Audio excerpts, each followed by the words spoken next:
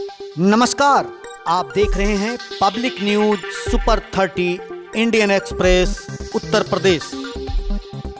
आइए नजर डालते हैं आज के खबर की समीक्षा पर। समीक्षा का शीर्षक है बेलगाम खनन माफिया।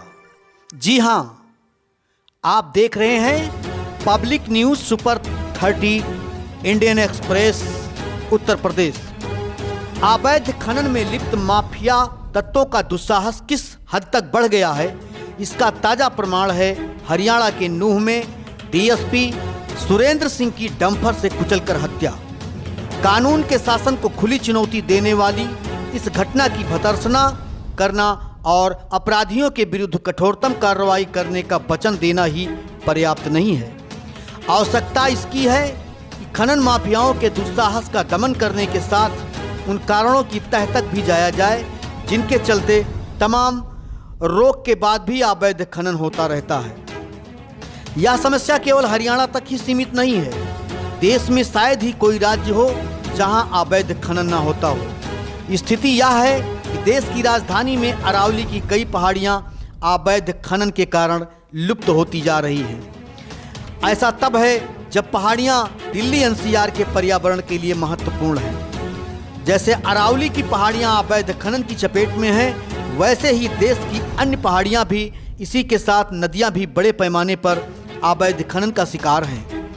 अवैध खनन की चपेट में हैं, वैसे ही देश में अन्य पहाड़ियां भी, इसी के साथ नदियां भी बड़े पैमाने पर अवैध खनन का शिकार हैं। अवैध खनन में लिप्त तत्व माफिया बन गए हैं तो इसलिए कि आमतौर पर उन्हें नेताओं और नौकरशाहों का संरक्षण मिलता है। इसी संरक्षण के कारण उनका दुस्साहस बढ़ता गया। देश के विभिन्न हिस्सों में ऐसी खबरें आती रहती हैं कि खनन माफिया के गुर्गों ने पुलिसकर्मियों या फिर अन्य अधिकारियों को धमकाया अथवा उन पर हमला किया।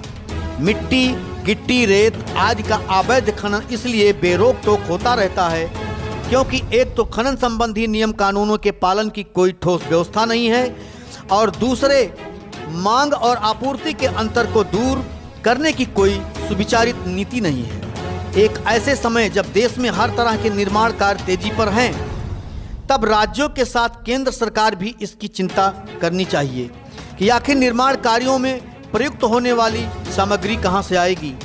इसमें संदेह है कि इस बारे में शायद ही कभी कोई सोच विचार किया जाता हो, क्योंकि प्रायः सब कुछ निर्माण कार्य में लगी कंपनियां अथवा ठेकेदारों पर छोड़ दिया जाता है।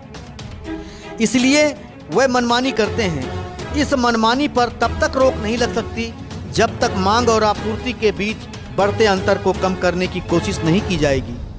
या तो इस अंतर को कम करने के लिए जतन किए जाएं या फिर निर्माण कार्यों में प्रयुक्त होने वाली सामग्री के नए विकल्प खोजे जाएं। निसंदेह खनन पर पूरी तौर पर रोक लगाना संभव नहीं है, लेकिन ऐसे उपाय तो किए ही जा सकते हैं कि यह ना तो पर्यावरण के लिए खतरा बन पाए और ना ही माफिया तत्वों की मनमानी का माध्यम। जी हां, बने रहिए आप Public News Super 30 Indian Express Uttar Pradesh के साथ। अगली कड़ी में समीक्षा के साथ फिर मिलते हैं। नमस्कार।